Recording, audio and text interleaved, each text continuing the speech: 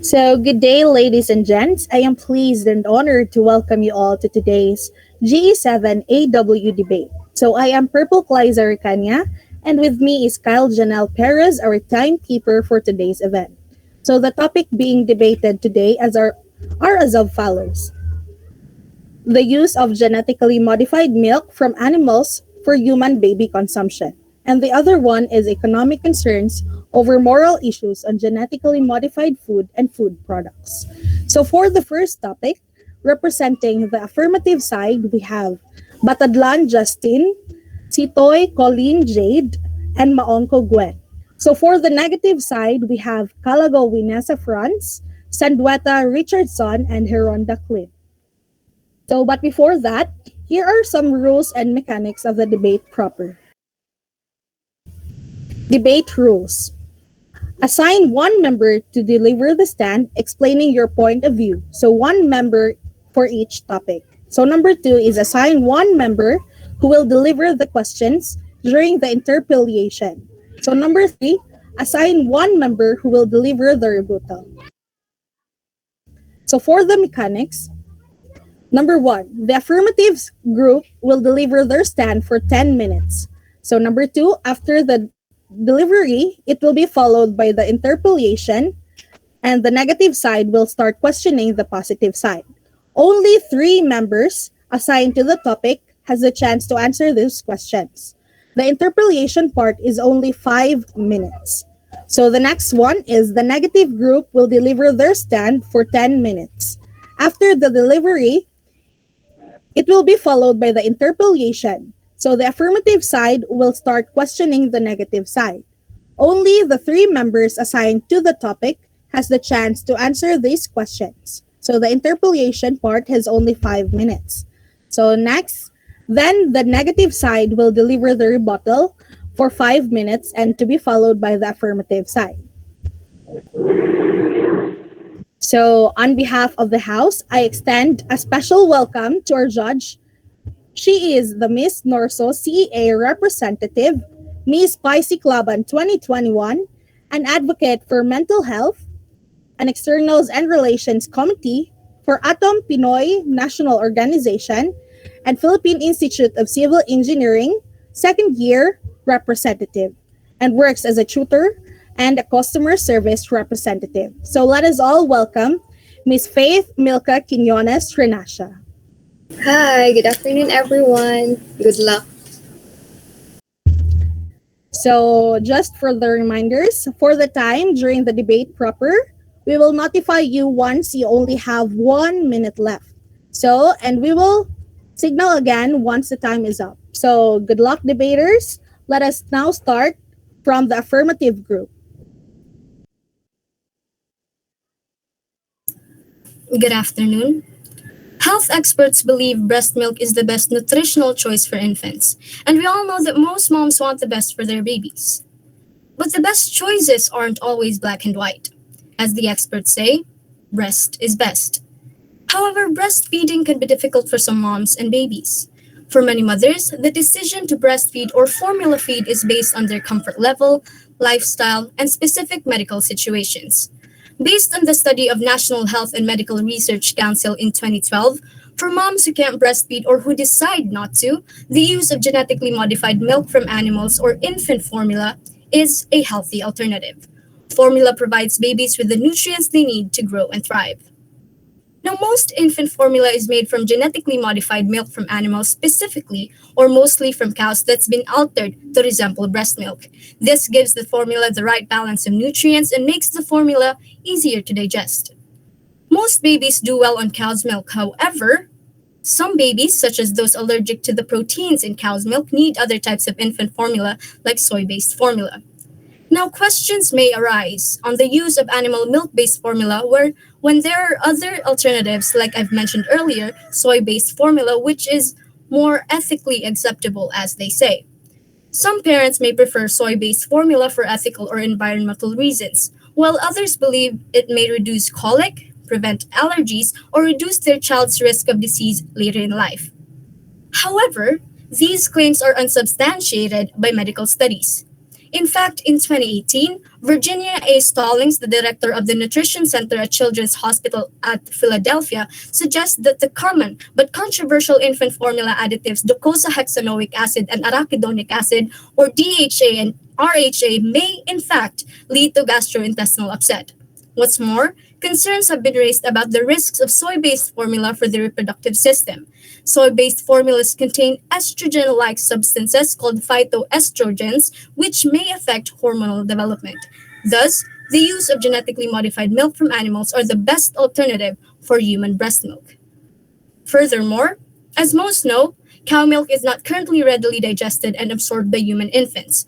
So, for those mothers who choose not to breastfeed or who are unable to, the only current alternative, as I've mentioned earlier, is formula. However, many argue that infant formula is inadequate in providing the full nutrients an infant need.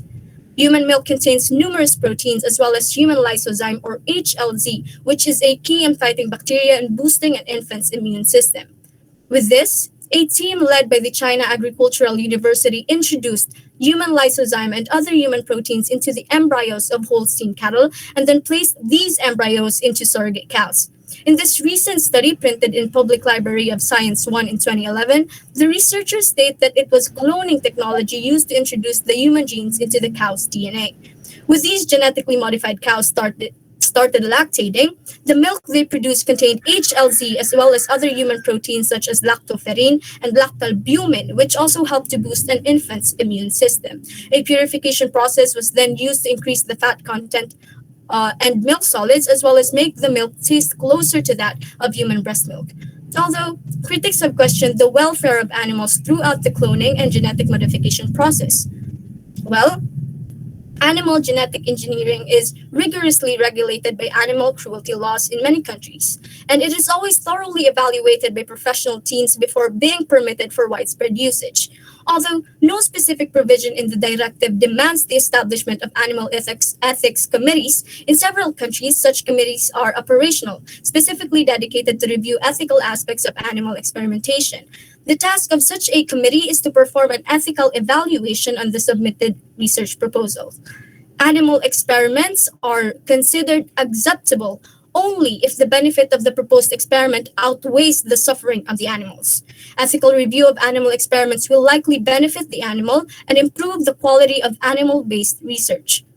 Moreover, in 2011, Professor Ning Li, the scientist who led the research of the said study, have spoken on the issue of animal welfare.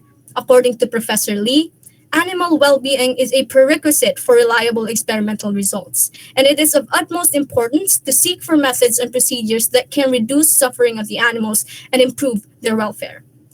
In conclusion, the use of genetically modified milk from animals for baby human consumption is and should be acceptable.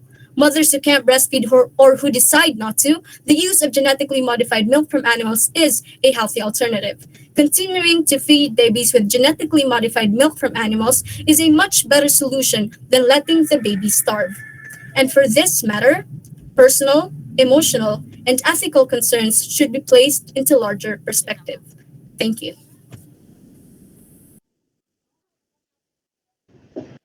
I'm gonna start now. So, as what your teammate said, your team member said, Mr. Kulin, mother suggested that they would like to try. It would be a healthy alternative uh, for breast milk, the formula milk and genetically modified milk.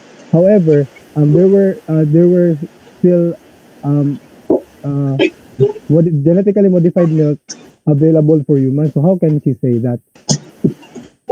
Excuse me, Richardson, may I interrupt you? Uh, Kuan ka, ning Shopee, Shopee. then, mapod imong tingog. Okay. So how can she say na it could be a healthy alternative, the genetically modified milk, even if there were no human trials, or it was not introduced to babies or humans.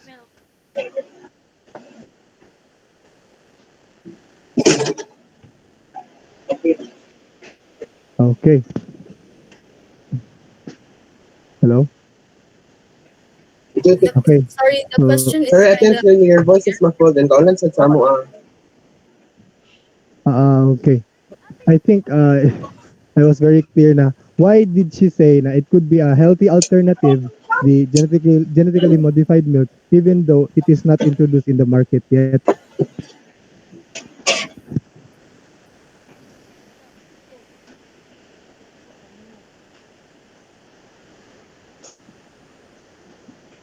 Okay, I'll proceed na.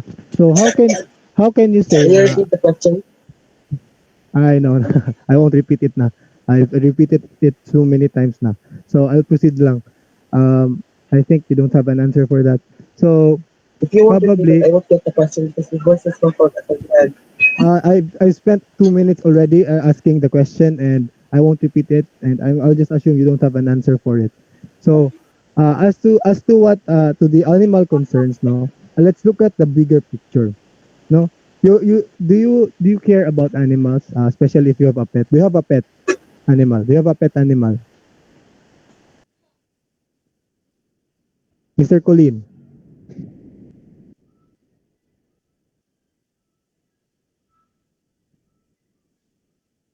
I'm assuming.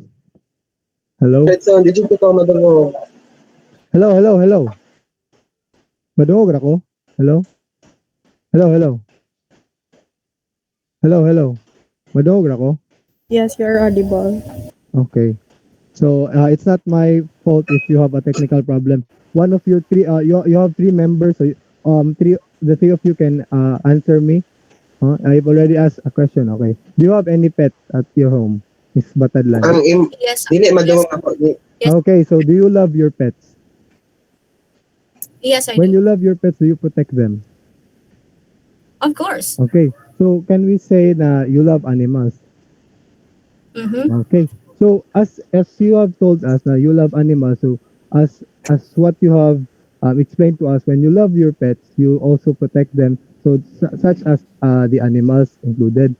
So are you aware that the animals that are I think that you're saying no in your arguments that the genetically modified milk from animals is should be no mass produced. However, mass produced I products did not say what must. mass Did you say mass mass? produced, Mass. yeah, mass produced. Okay, okay. Okay. Oh. Mass So production. Okay. oh. If they are mass One produced, minute they left. are they are put into poor conditions, such as they are being tortured, slaughtered. Yes, Yes, but I've mentioned yes, earlier that animal genetic yes, engineering is rigorously yes. regulated by I'm not animal I'm not health. saying I'm not saying that it in the genetic engineering. I'm saying that if you're aware of the conditions of the animals that are mass produced, especially the cows, the pigs, a lot of other animals, no, they are Yeah. being tortured. Yeah, it is a big issue in our country. Well, I've And mentioned these earlier. Wait, animals, let me answer because there's only 20 seconds left.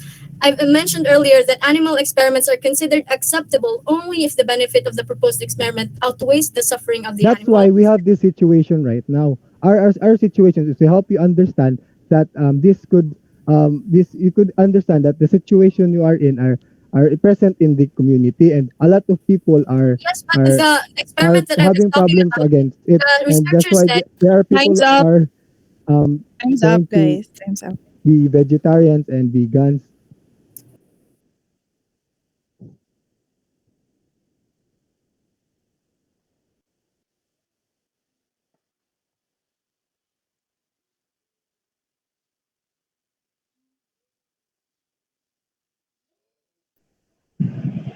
Warm greetings to all. We, the negative team, believe that using the genetically modified milk from animals for human baby consumption is a risky thing to do. First of all, this study is not yet proven and tested to be safe, and there are not enough studies to prove that it is safe for the health of the baby, and there are no human trials as well. Let's take an example. The study of the UC Davis group has inserted the human gene for lysosome into goats so that they could produce milk with 68% as much lysosome as human milk. Because the modified milk is closer than normal goat milk to what women naturally produce and babies consume, it is very likely to be safe for humans. However, this hasn't been proven. Now, here's another study of this Chinese biotechnology company that aims to have an affordable form of the milk on the market within 3 years. Behind their efforts is a series of poisonings and toxin scandals that have shaken consumers' trust in China's dairy sector and its products. In 2008, at least 6 children died and nearly 300,000 fell ill from drinking formula milk laced with melamine, an industrial chemical added to low quality or diluted milk to fool inspectors checking for protein levels. Therefore, before the milk can be marketed for another or other people as well as babies, stricter and safety tests are needed. Now, the next problem is it could potentially create new diseases. As previously mentioned, genetically modified foods can create new diseases. Considering that they are modified using viruses and bacteria, there is a fear that it will certainly happen. Next problem is that the GMO testing often involves performing experiments on animals, which some people feel in a breach of animal rights. Many cows that have been subjected to these experiments have died in the process. The well-being of these cattle have been questioned by certain animal rights activists. Moreover, people are worried that it will cause cross-contaminate with non-GM cows and organic cows that are in the same area. Hence, with cross-contamination, the risk of mutation and defective cows will increase the mortality rate of the cattle. According to the study, the Chinese scientists at the innermost University of Mongolia had researched and created 3 cows without the milk protein, the beta-lactoglobulin or the BLG that causes allergies to milk. Moreover, 2 out of 3 cows died immediately, while the other is living healthily and is anticipated to produce low lactose milk in a few years. Additionally, this form of milk is currently in the preliminary stage of research and has not received any governmental approval. The next problem, breast milk naturally contains vitamins and minerals that a newborn requires. Human breast rather remains the human breast milk rather remains the best or number one milk for a baby to consume. We did not become animal like babies, and mothers do not give birth to animal like babies, and they give birth to human babies.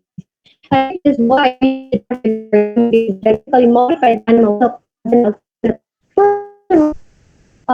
Furthermore, Elizabeth Maga, an animal scientist at the University of California, said that human milk has 1,600 times more lysosome than cow and goat milk. The benefits of lysosome present in breast milk to improve immunity and prevent infection in infants. It increases the levels of beneficial intestinal microflora and strengthens disease resistance in infants. Now, here's another problem. If it can have or can produce new types of allergies. Commenting on the study by Dr. Robert Wood, Director of Pediatric Allergy and Immunology at Johns Hopkins Children's Center in Baltimore, Maryland, explained that the doubling of the case in protein in GM milk will likely trigger many more cases of milk allergy than are currently diagnosed. Dr. Wood said that the so-called breakthrough milk is actually probably the worst case scenario for most of his patients. In other words, GM milk will become a primary cause of the very thing is said to be prevent. So why don't we just stay to the natural procedure that could help our baby be safe from various illnesses?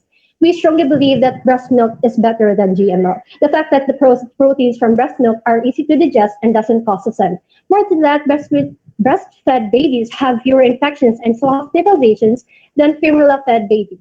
So during breastfeeding, antibodies and other germ-fighting factors pass from a mother to her baby and strengthen the immune system. This helps lower a baby's chances of getting many infections, including ear infection, diarrhea, respiratory infections, and meningitis. Breastfeeding also may protect babies against allergies, asthma, diabetes, obesity, and sudden infant death syndrome. It is practically beneficial for premature babies. That is why a number of health organizations, including the American Academy of Pediatrics, the American Medical Association, and the World Health Organization, recommended breastfeeding as the best choice for babies. Furthermore, breastfeeding burns extra calories, so it can help you lose pregnancy weight faster. It releases the hormone oxytocin, which helps your uterus return to its pre-pregnancy size and may reduce uterine bleeding after birth. It also lowers your risk of breast and ovarian cancer. It may lower your risk of osteoporosis too. For for the case of those mothers who can't produce milk due to some complications, there is a human milk bank that provides safe breast milk to infants by giving donated breast milk from lactating women. Now, screens, a nurse screens, counsels, and informs interested mothers about the process and purpose of donating their breast milk.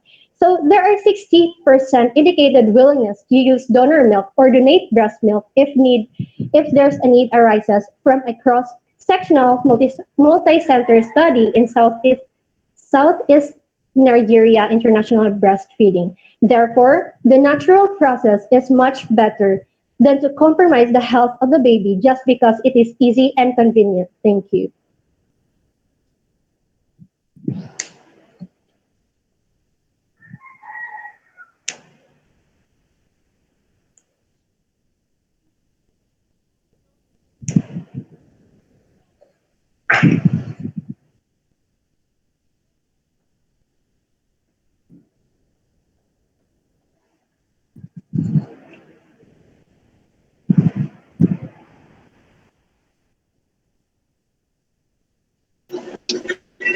So my question for the opposing group is that, in a practical sense, would you still choose to use infant formula milks that are said to contain immunity boosting elements Excuse me, and what did you say? antibodies that are? Excuse me, Am can I you please choppy? repeat your question? I can't hear what you say. I In a think in a practical sense, we did not say we're gonna use formula milk. We're actually saying we can use milk bank and the healthy alternative which your teammate stated soy milk and other plant-based milk that could be available in the market. And yes, they are safe.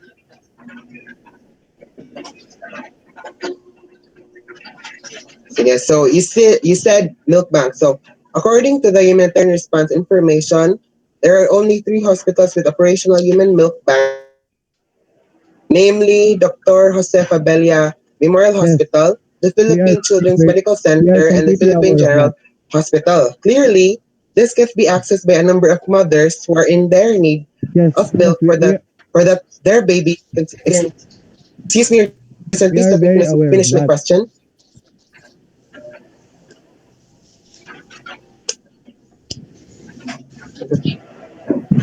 Clearly, so I will question again ha. Please let me finish kay balik-balik kasi yan eh. According to humanitarian response, it's for information, di ba? There are three hospitals that has milk bank. Considering that they can provide clearly this can't be accessed by a number of Please mothers who be are in their straightforward to need your of question. milk for that their babies, Don't considering testify. they can provide their own breast milk. In situation like this, what do you think should the mother do to feed their baby? I think that's the issue we are trying to address here. One of our reasons to address this, we are on this side, no, on the positive side where we are choosing to be all natural, to not manipulate genes and other stuff, no. It's because we need to get across that we are in need of milk bank. That's why we want you to help us, no, address this situation. We want you to understand that this situation only in our country alone now, we only have three. That's why we want you to understand na all that resource na it could be used to modify genetics for making milk, no. It could be used to make another buildings for milk banks for our countries, for our babies or other babies to benefit. And genetically modified milk is not yet on the market yet. So how can you be sure na enough babies can have that milk in the present moment, 'di ba? Imagine that situation.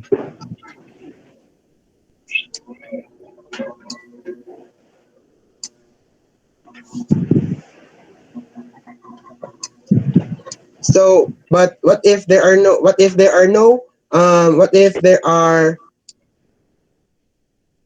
an established milk bank in their locale?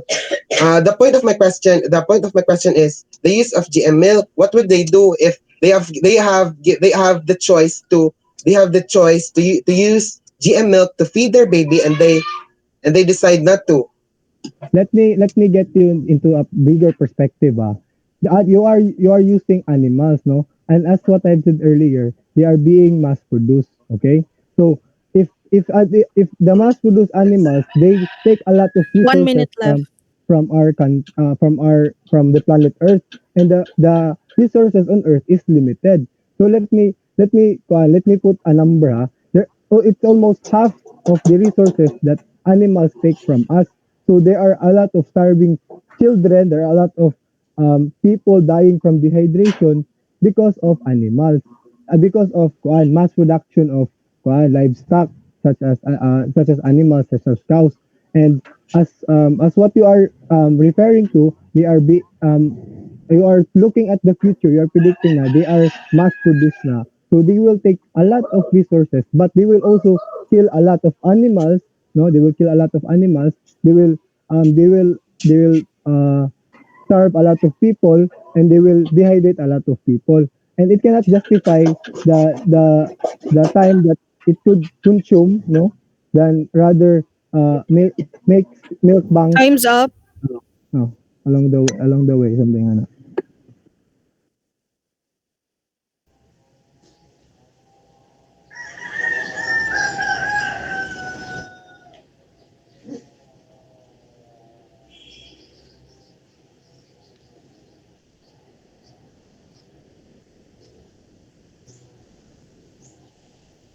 So the use of genetically modified milk from animals for human baby consumption. Good afternoon, sir. Good afternoon, Miss Judge and everyone. What exactly are GMOs? GMOs are living beings that have had their genetic code changed in some way. The biggest threat caused by GM food is that they have harmful effects on the human body. It is believed that consumption of these genetically engineered foods can cause the development of diseases which are immune to antibiotics. And there are studies that prove that these GM foods are dangerous to human bodies. First, they can bring allergies. Second, decrease antibiotic efficacy. Third, new diseases. Fourth, may cause cancer. And fifth is toxicity. The opposing sides stated that it is healthier to use GMO to children, and yet it is not been advised or sold in the market. However, human breast milk remains the best number one milk for a baby to consume. We did not become animal-like babies, and mothers do not give birth to animal-like babies. Genetically modified animal milk as an alternative. Breast milk is the best for human babies. Genetically modified milk as an alternative. Breast milk is the best for babies because it is easier to digest, resulting in fewer bouts of diarrhea and constipation. For babies, because of their digestive and immune systems are not completely matured, babies are especially vulnerable to GMOs, and GMOs crops are highly exposed to hazardous pesticides and herbicides. There are no scientific consensus of GMOs safety. If this genetically modified milk is taken by them, possibly they would acquire viruses and or allergies. We cannot let this happen, right? Vulnerable. Engineered animals in order to produce more milk, eggs, or meat may be greater risk for health problems and infections. It is undeniably that this genetically modified milk for human baby consumption is unsafe. We cannot risk the safety of an innocent child to an experiment. A mother who cannot give or produce a breast milk to her child is inevitable, but it is not a reason enough that we should give the child a milk from an animal. It is not only an alternative to give a child the milk. We can perhaps find another solution, such as giving the child a breast milk from another mother, or giving him or her a formulated milk, which is common way and guaranteed safe for the child since then. So why do we need to go another way around when there is already an alternative for mothers who cannot breast milk their children and is proven safe and does not affect the the health of a child. If we choose to use genetically modified milk, it is a high percentage of a health of a child will be affected. If a mother who can no longer produce breast milk and they use genetically modified milk that can be hazardous to children, then it is like adding a fuel to a fire, and it cannot solve the hunger issues but adds more another problem. So thank you.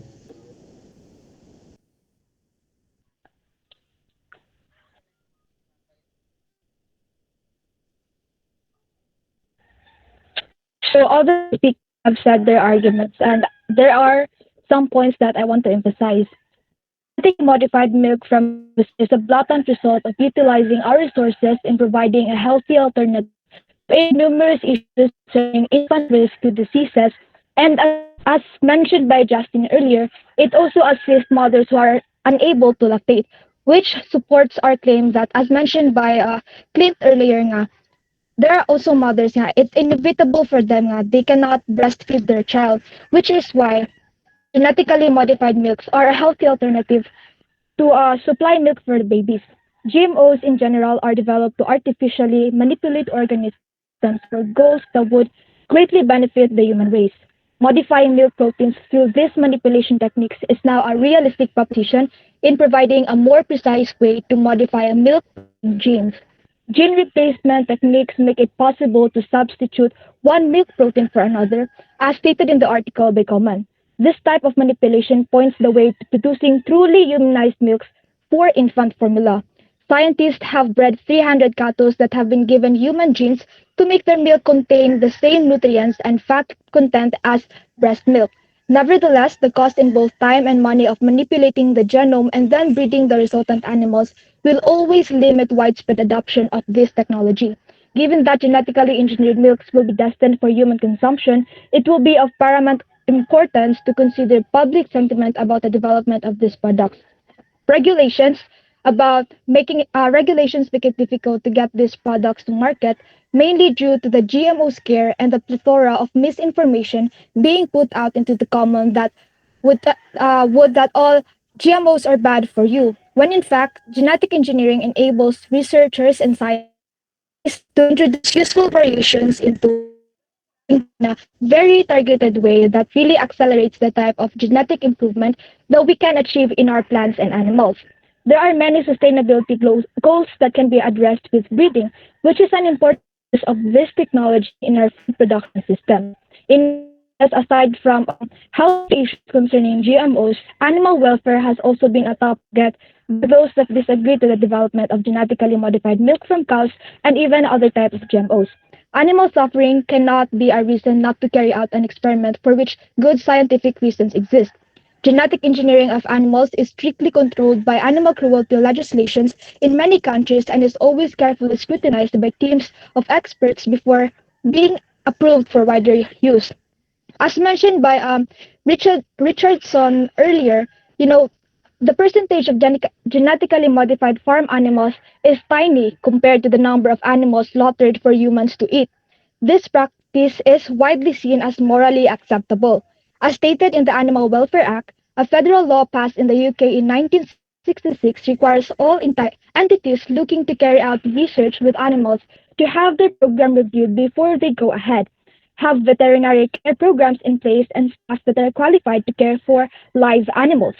So long as there is appropriate management of risk, then theoretically there's no ethical problem. The milk could someday help ease malnourishment caused by diarrhea, which is leading cause of infant mortality in some developing countries. Modified cow be just for babies. Conceivably, any malnourished person or person lacking in gut bacteria could benefit from drinking it. Thank you.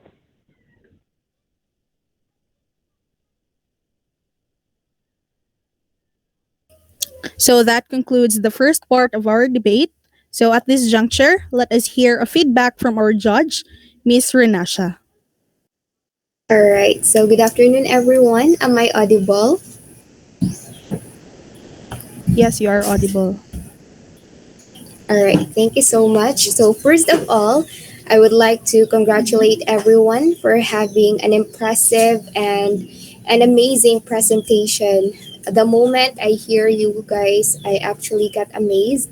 I love how the way you speak and deliver each of your words, your thoughts, as well as your ideas. We know that having a debate is indeed nerve wracking, and it becomes a bit challenging as we have this pandemic COVID 19, because it is not new to us to have this virtual debate, but I appreciate that everyone conquered the challenges. And despite all the odds, we are here to have this virtual debate. But we know that in an activity, there will always be some point of improvement. So let me start with the affirmative group. Okay, so for the affirmative group, I appreciate that you've mentioned about the importance of having the GMO or as a substitute for the breast milk for the children or for the babies. So it is good that you've mentioned some facts and also you acknowledge the source, because I am very particular in that part. We know that a sentence will not be as strong as it is if you don't acknowledge the sources as well as the time it was published. So it is a good point.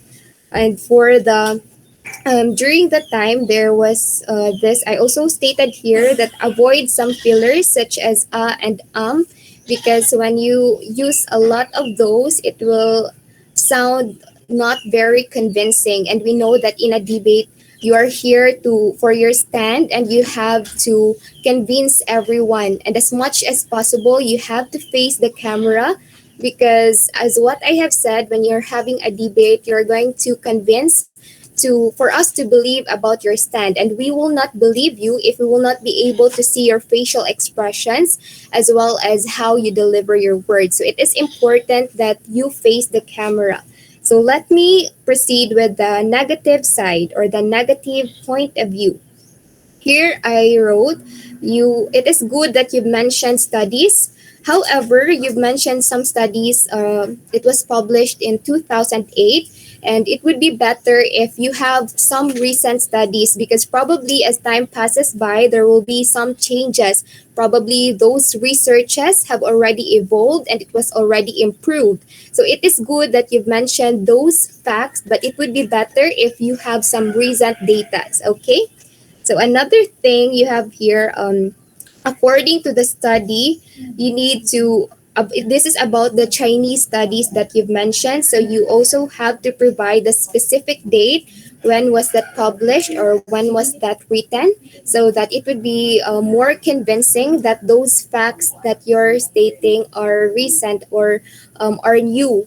And then I appreciate it when you mentioned that there's no specific study that proves it's healthy or it is good for the babies, because it is actually a strong statement that you've mentioned. But during the time when somebody asks the negative side, it would be better if you wait first for the question to be asked before trying to interrupt the one who asked, right? It would be better if you let someone talk, you let someone express his ideas as well as his or her questions before you interrupt. After the time she will be speaking or he will be speaking, then that would be the time you have to defend your stand. All right, but it's okay. And lastly, you've mentioned here about allergies, that it would cause allergies. So it is actually good, but it would be better if you have some statistics like how many are affected, because who knows, only one was affected during that time, and it is not because of the GMO itself. So it would be better if you mention some statistics, some exact number of people or babies that are affected during that time. But for your overall performance, I am amazed and congratulations. You keep up the good work. Thank you, Ms. Renasha. So moving forward, let us proceed to the second topic to be debated, which is economic concerns over moral issues on genetically modified food and food products. The debaters will still follow the same rules and mechanics given earlier. So let us now start from the affirmative group.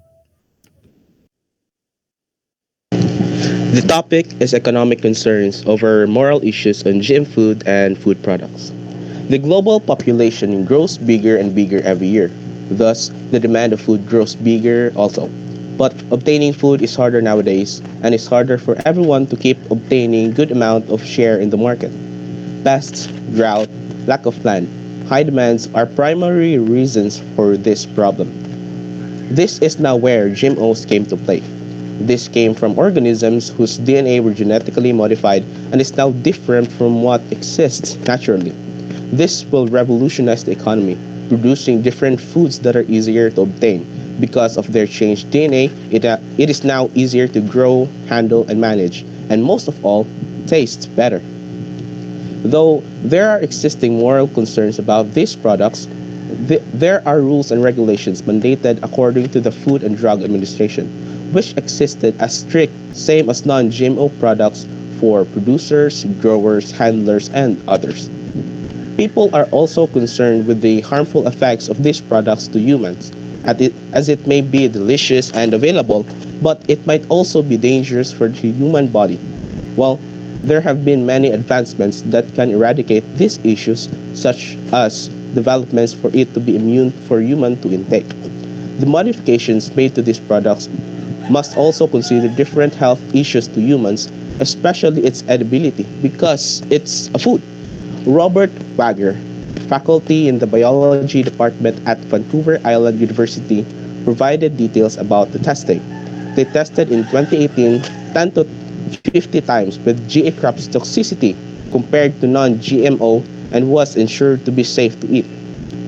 When this issue is won over, the availability of many products for human consumption will help the bigger and wider issues of hunger.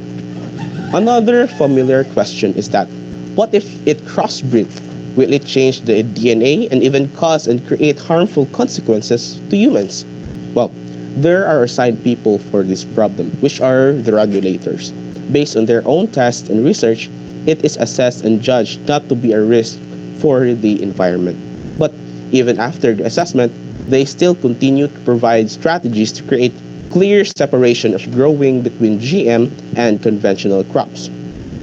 With that, it even helps the environment. Compared with normal crops, it requires lesser amount of pesticides when grown. It is due to its genetic code that has an adaptation of insect resistance. According to CropLife International, over 20 years, it reduced pesticide spraying by 8.1%. Those chemical sprays have many harmful effects, so if it is reduced by that much in 20 years, imagine the improvement in the longer run of cultivating GM crops. It is still a continuous research having its own advancements in the future. The science in this knows no bound, and that is what's great about it. After many years, everyone can have good access to food everywhere in the globe. This is for the betterment of human generations, even for the developing countries that has been fighting against hunger and malnutrition for a long time. Thank you.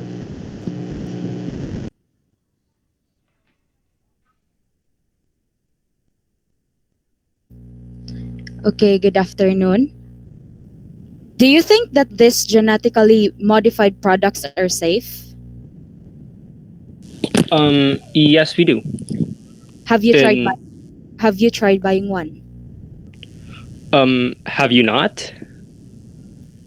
Basically, almost 75% of shelves in the supermarkets today have GMOs, from soybeans to corn to milk. So everything almost has GMOs. Have you read its labels? Because manufacturers sometimes do not mention on the label that foods are developed by genetic manipulation or genetic modified products, because they think that this would affect their business, which is not good practice or not a morally ethical. Do you Okay, agree? so yeah, I do have a response for that. So one thing that I do have to ask with your question is that have you ever heard of anybody who has have you ever heard of big a substantial amount of people that has a very negative effect on these products? Well, Have you a heard of lot. any here in Dumaguete, for example, or Oh, just here in the Philippines? no, but a lot of people do not want to buy those products because they want organic products more than the GMO products. Yes, and those people are called skeptics.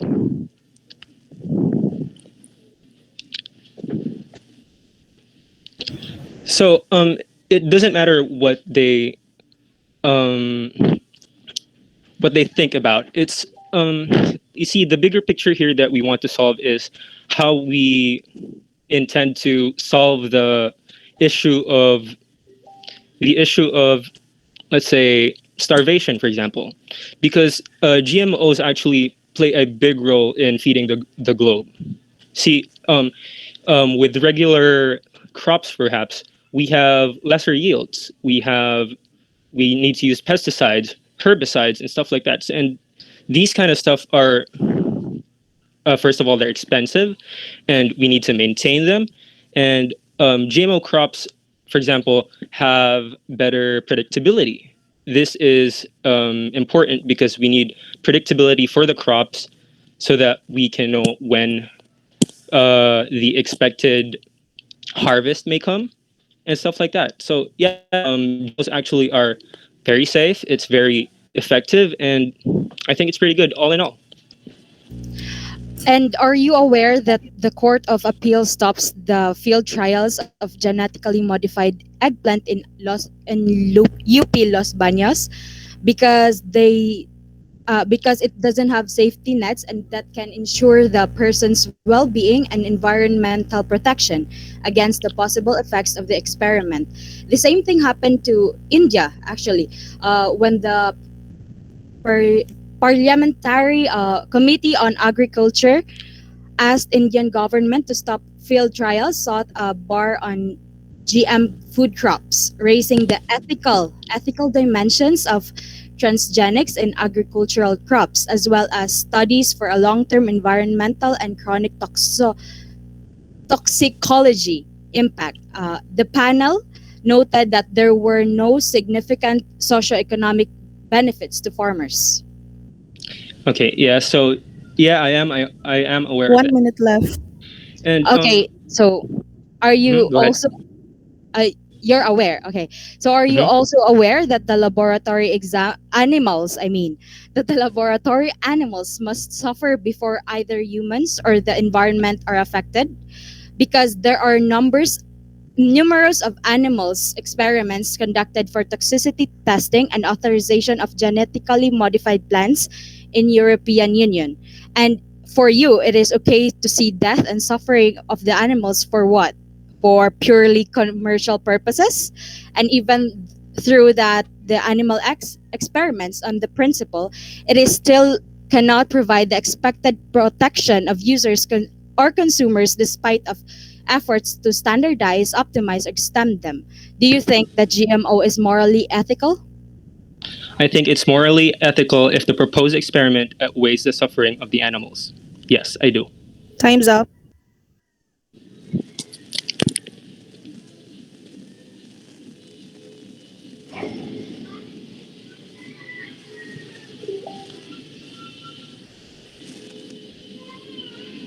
Economic concerns over moral issues on GM foods and GM products. There are sets of economic concerns over moral values that have been raised about GM food and food products. Potential damage to human health, economic loss, negative impact on the traditional farming practice, and the unnaturalness of the products.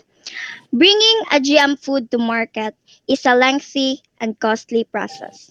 Thus, many new plant genetic engineering technologies and GM plants have been patented, and patent infringement is a big concern of agribusiness.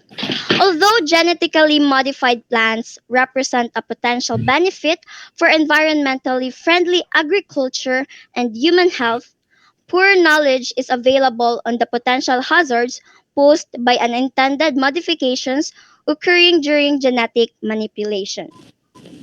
The major economic fears are the risk of patent enforcement, which may oblige farmers to depend on giant engineering companies for strains when their crops are cross pollinated. Consumer advocates are equally worried that patenting these new plant varieties will raise the price of seeds so high that small farmers and third world countries will not be able to afford seeds for GM crops, thus widening the gap between the wealthy and the poor. These plants would be viable for only one growing season and would produce sterile seeds that do not germinate. Farmers would need to buy a fresh supply of seeds each year, consequently will have to be dependent on the few agri-biotech companies with patent rights. However, this would be financially disastrous for farmers in third world countries who cannot afford to buy seed each year and traditionally set aside a portion of their harvest to plant in the next growing season. GMO contamination is well documented. According to the International Journal of Food Contamination, almost 400 cases of GMO contamination occurred between 2013 and 2020 in 63 countries. Part of the problem is the very nature of nature. Many plants are pollinated by insects, birds, or wind, allowing pollen from a GMO plant to move to neighboring fields or into the wild. This genetic drift illustrates the enormous difficulty in containing GMO technology. For farmers, the consequences have been severe. Contamination can spark dramatic economic losses for farmers who face rejection from export markets that ban GMOs. Organic farmers suffering contamination can lose their organic certification and the premium they earn for their organic crop. As consumer demand for non-GMO products expands, farmers are looking for opportunities to diversify into non-GMO markets that pay higher prices. But the inability of companies to properly segregate GMOs from conventional varieties continues to threaten these options for farmers. Farmers' production efficiency or the farmer's ability to produce more with less than or equal inputs or resources would also be affected, as well as the frequency of pesticide poisoning incidents and health impacts.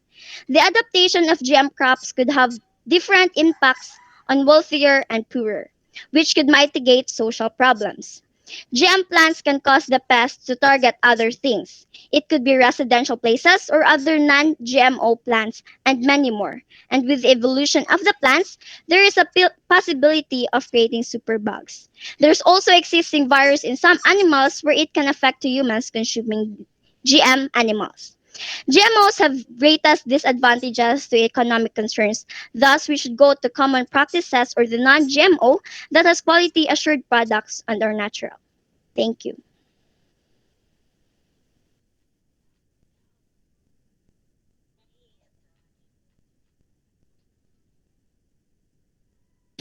So I just have one quick question for the opposing group.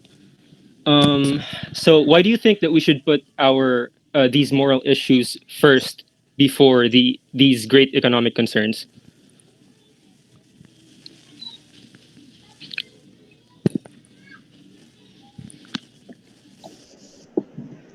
I'm gonna ask you a question as well.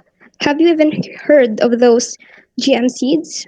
Well, I'll assume you don't. So those kind of seeds are patented, which means that the farmers does not own nor like can store those seeds for future harvest. And with that, you think that we shouldn't consider moral issues that is clearly affecting the primary part of the economy, which is our farmers and the agricultural sector?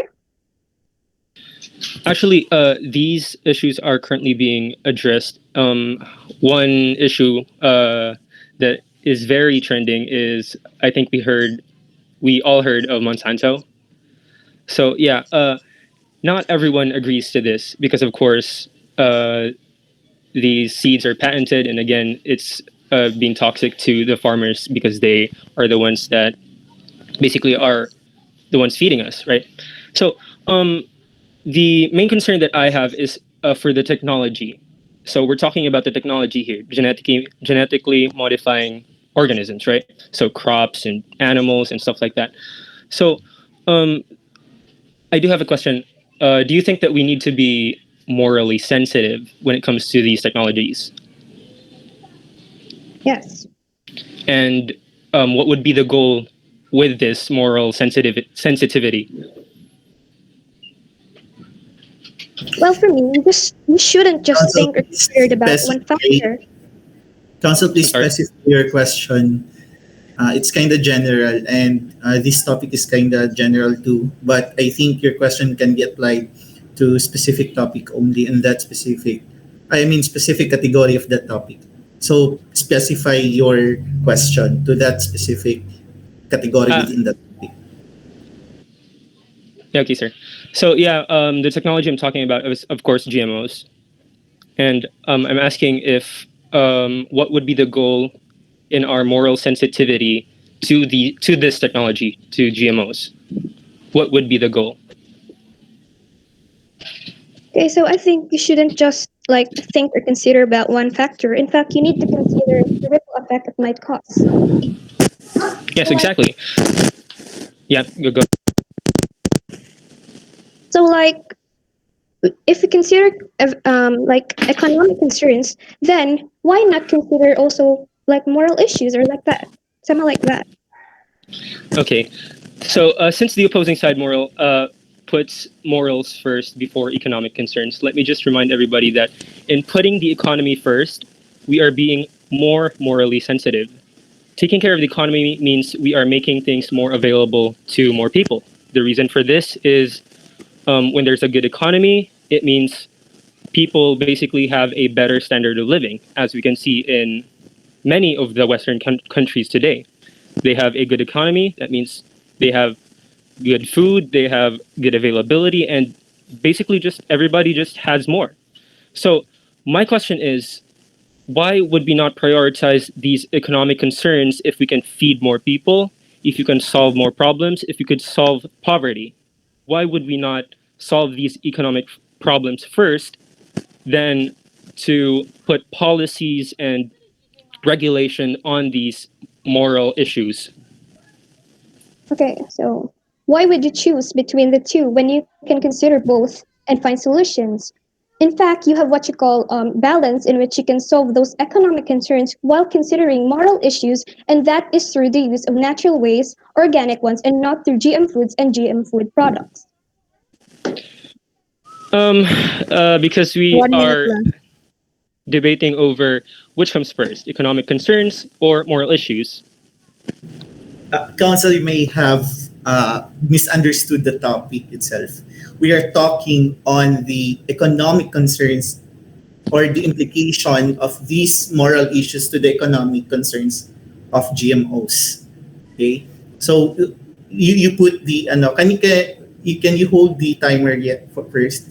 You have to put into consideration that these moral issues may implicate to the economic trend or track or the implications of these GMOs with respect sa ilahang with respect to their moral issues. No, there are a lot of moral issues, and the negatives have already presented it during their SPL. So that's why you have to focus on that aspect. Do not separate moral issues, or do not try to equate which one is heavier, the moral issues or the economic issues. But we are talking on the economic implications of these moral issues with these GMOs. So, okay. One thing I have to say to that, sir, is that these issues that the GMOs have in the economic, let's say, the economic place, right? So GMOs in the world, actually, if we say that we stick to the traditional processes in farming and in livestock, we cannot get the same results as we do if we use these GMOs, right? Because these GMOs are genetically engineered to have greater yields, to be more resistant, to overall be better. Time's because up. that's what we're designed for.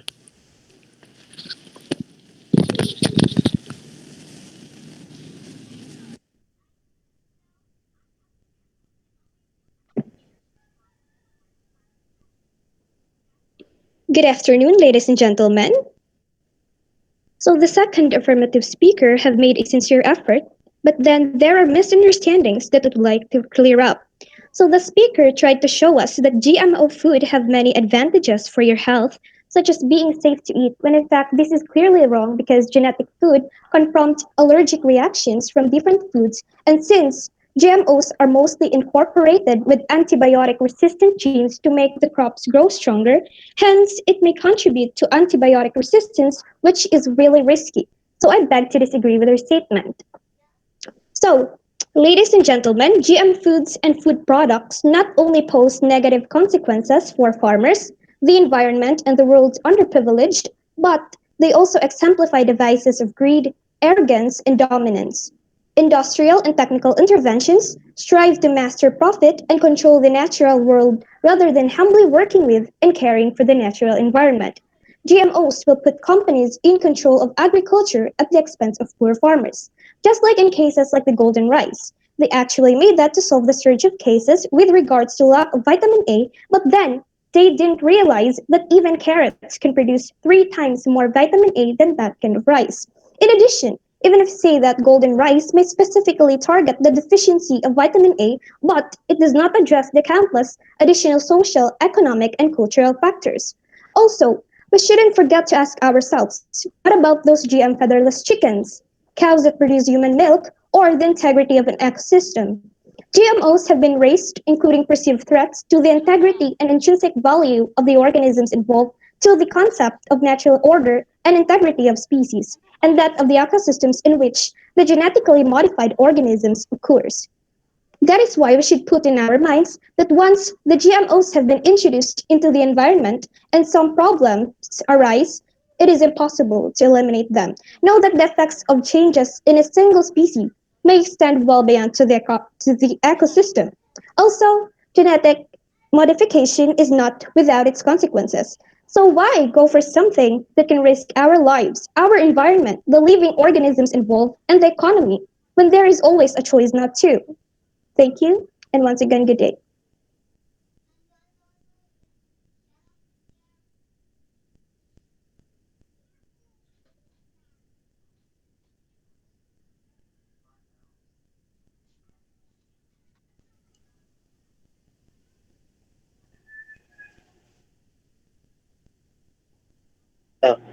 Oh, okay. So good afternoon, ladies and gentlemen.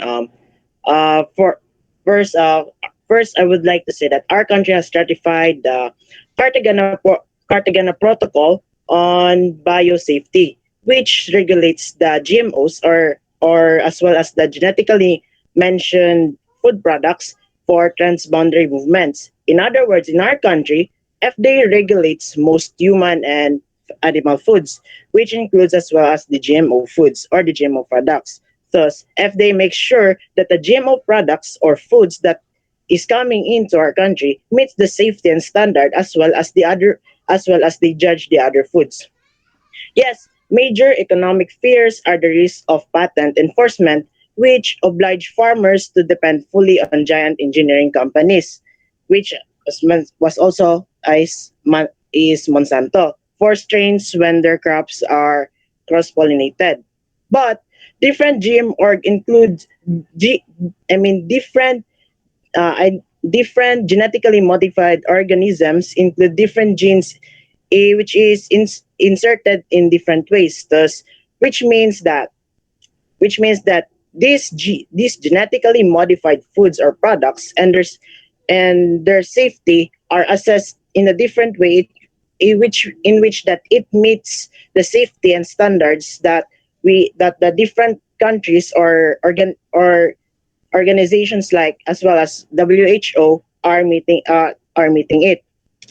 GMO, G, I mean, GM foods or genetically modified foods currently available have passed safety assessments and are not likely to present risk for human health as well, which is now available internationally as well inside in our country. Also, I would like to add as well that there have been no reports in effects on human health as which have been shown by consumption of such foods or the genetically modified foods or products by the general population.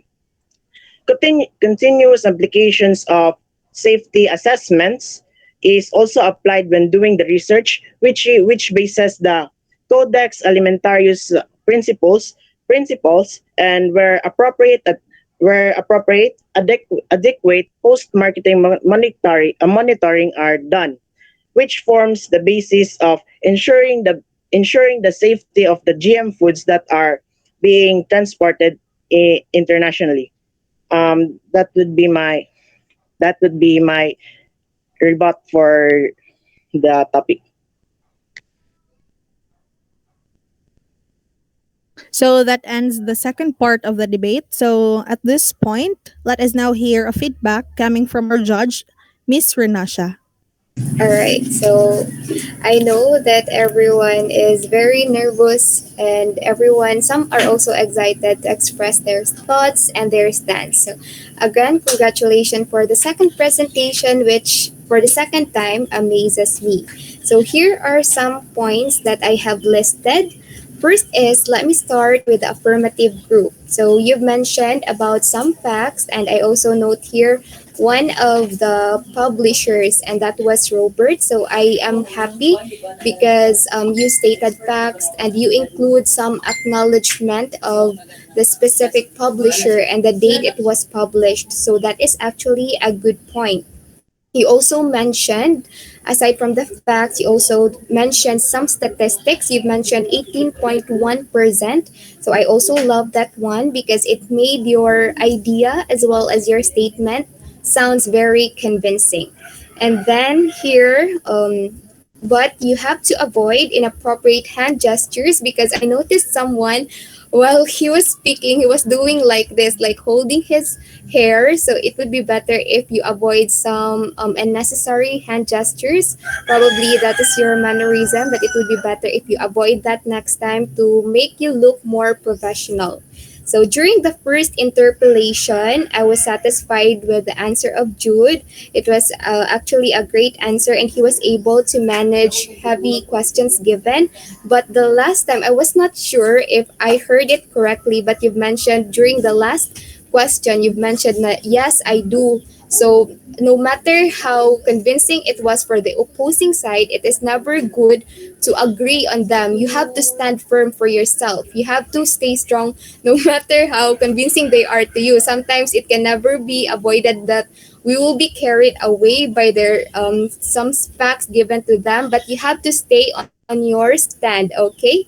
So that's for the affirmative group, and it would be better if you understand clearly the topic so that you will be confident in giving your statements. And for the negative point of view, I put it here, focused on the negative impacts. And I love the way you speak for Aliona Tanoy because she sounds very convincing and very professional as well. So those are just some of the points that I have stated here or written here, but I also noticed that most of you did not maximize the time, that you still have 3 minutes remaining or 2 minutes remaining. So it would be better next time if you maximize the time, because some of you speaks very too fast in a way that we can no longer understand it well. It would be better if you maximize the time, you speak in a slow manner but not in a way that is very, you sounds very sleepy. So make it more convincing, make it in a slow manner and in a slower pace. But for your overall performance, I am so happy and amazed. So congratulations, and you keep up the good work. So thank you, Miss Renasha. So at this point, let us hear some feedbacks from your G7 instructor, Mr. Michael Tubog, for both of the sets of debaters in both topics.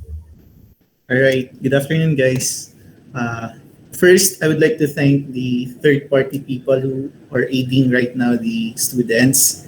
To the judge, Ma'am Faith Renasha, to your moderator, Miss Purple Recania. Am I pronouncing your family name right now? Yes, sir. Recania. Okay. All right. So, the technicalities of your arguments, to be honest, I'm kind of convinced, or I'm convinced that you are doing well in the research part. The thing is, you are what may be lacking is the fact that you did not research some updated regulations, executive orders, Philippine laws, or Republic Acts. So that's what actually the questions on the interpellations are actually answerable or can be slapped with facts by using those laws, no, and regulations. But the thing is, I've noticed the last wrap up.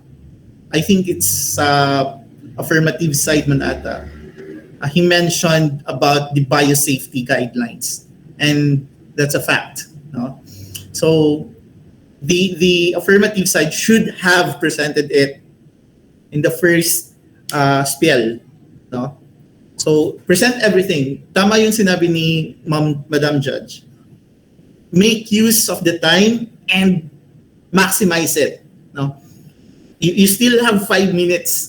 Sobrang sayang yun. You wasted 5 minutes. No? You most of you are talking arm waving statements, no, or speaking arm waving statements. Arm waving mean to say some of it could be from your own opinion, or it could be you've read it somewhere but you did not mention where did you get that facts or information. So it becomes more arm waving. You are not backed with facts or references or sound references. But nevertheless, I am so amazed that how you guys presented this debate, regardless kung unsa ka mig ang time, no? I know most of you are very pressured because the university have given us somehow false hopes about the longer period of submission, about the deadlines, to the point that they are already blaming the instructors for that. Those instructors were just following memorandums. No? Anyway, above all, I can give you one of the best grades for debate or for student debate for this class alone. And I enjoyed really. Thank you for making this a success, an event a success. No, and before I forget, we will be giving a certificate to our moderator and to our judge. So if someone can lay out, please put the